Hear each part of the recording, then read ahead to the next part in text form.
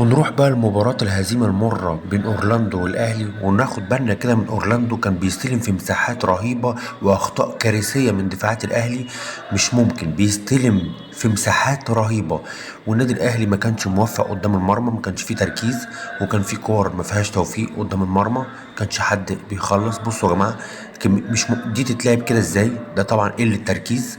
وصل النادي الأهلي كتير لقدام المرمى. يعني بصوا مثلا الكرة دي يعني ما فيهاش توفيق. اللعيبه لعبتها كويس جدا. بصوا فلات الراجل هيعمل فيها اكتر من كده، بس الحارس لقاها في نص المرمى، والتاني عمل عليها فولو ما جاتش. بصوا بيستلموا في المساحات. فريق اورلاندو يا جماعه بيقعد يستلم في المساحات كتير جدا. بصوا ما فيش. فين الباك بتاعنا محمد هاني؟ فين المساكين؟ بصوا يعني دي فرصه هدف، فرصه هدف غريبه وعجيبه. وادي بصوا ادي الهدف. بصوا ياسر ابراهيم ورامي ربيعه وخالد عبد الفتاح. شوربه يا جماعه، شوربه.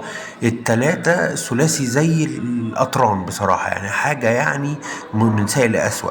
وادي فرص النادي الأهلي. بصوا ما لا، ادي وسام أبو علي مغيب، بقاله ماتشين ثلاثة مغيب وسام أبو علي. وادي بصوا الفرص مش ممكن. اللعيبة ما بتخلص، في فرص فيها عدم توفيق، وفي فرص اللعيبه مش بتخلص. بصوا بقى اسيست كريم الدبيس العالمي. اتفرجوا الراجل بوش رجله الخارجي بيديها لحسين الشحات، اللي بيحطها لوب جميله جدا جدا جدا.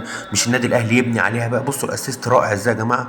النادي الاهلي من سيء لاسوء بسبب عدم ابرام الصفقات، بسبب عدم. وادي بص بقى فرصه الهدف الثاني. ادي الهدف الثاني. بصوا بيلعبوا بلاي ستيشن يا جماعه. مش ممكن يا جماعه، مش ممكن. في ايه ده؟